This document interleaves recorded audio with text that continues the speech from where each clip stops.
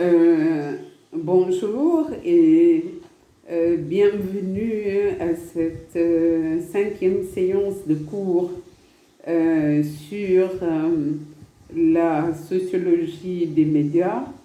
Elle est consacrée à la conclusion et à la bibliographie. Nous vous avons précisé dans les séances précédentes que la sociologie des médias est une discipline phare dans le processus de formation en journalisme et que vous devez avoir une connaissance de cette discipline. Il est vrai que vous n'êtes pas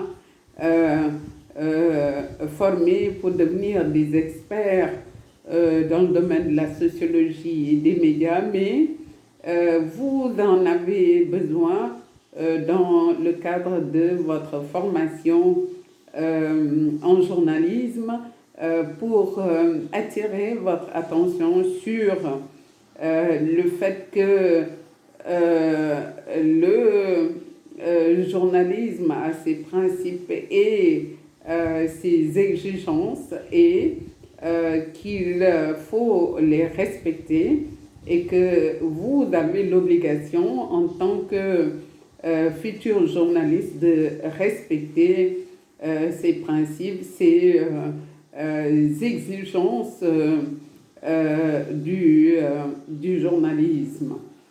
Donc, tout au long de des séances précédentes, on est revenu largement là-dessus. Je ne vais donc pas me répéter. Je vous oriente vers ces différentes séances de cours pour en savoir davantage ou bien pour comprendre le sens de ce que c'est que la sociologie des médias. Nous tenons à rappeler, ou bien disons que je tiens à rappeler que nous avons attiré votre attention sur les différents points qui ont constitué les différentes séances du cours, depuis la définition de la sociologie, depuis la définition des médias, depuis la définition de la société, de la sociologie, des médias. Nous pensons que avec les séances précédentes, vous avez eu une bonne compréhension de ce que c'est que la sociologie des médias. Nous continuons les conférences par rapport aux différentes séances pour vous permettre de comprendre davantage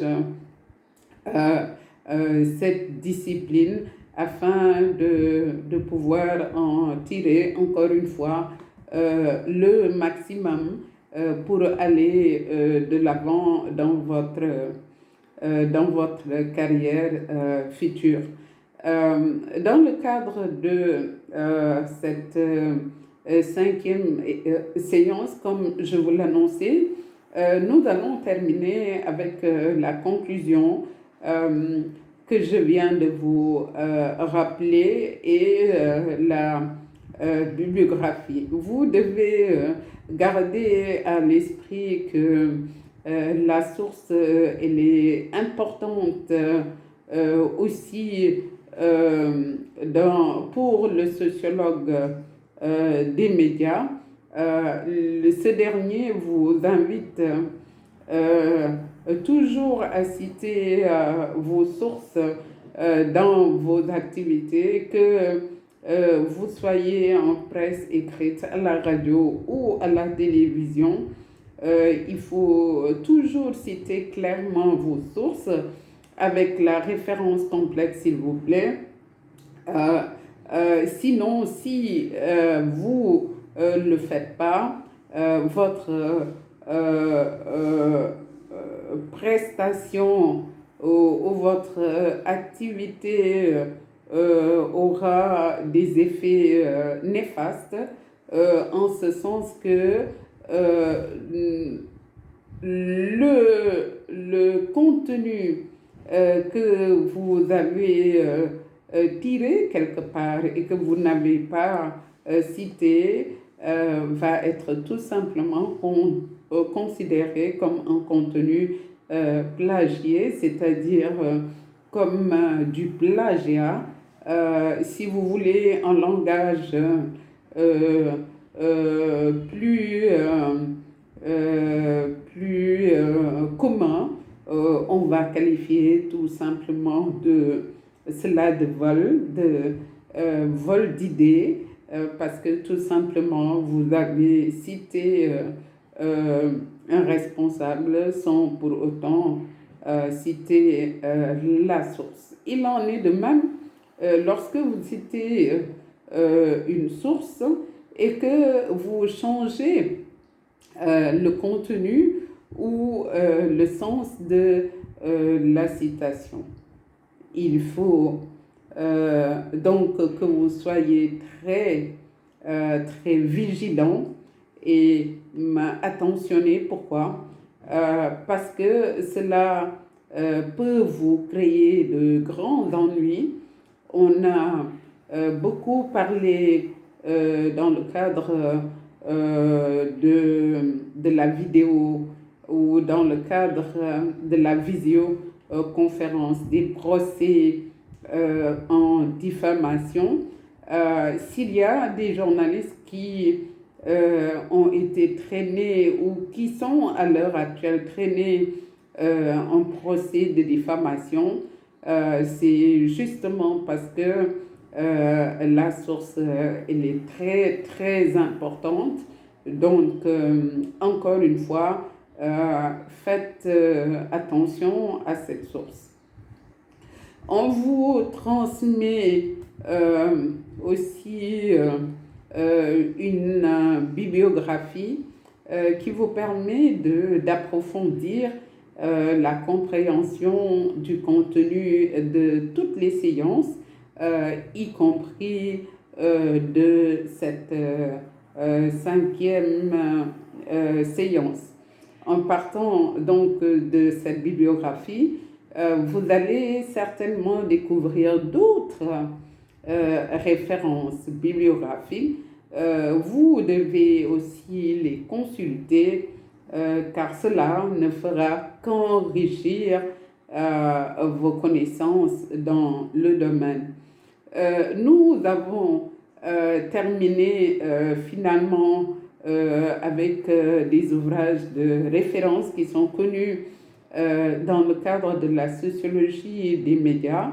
Ce sont deux sites internet que vous devez consulter et des références bibliographiques.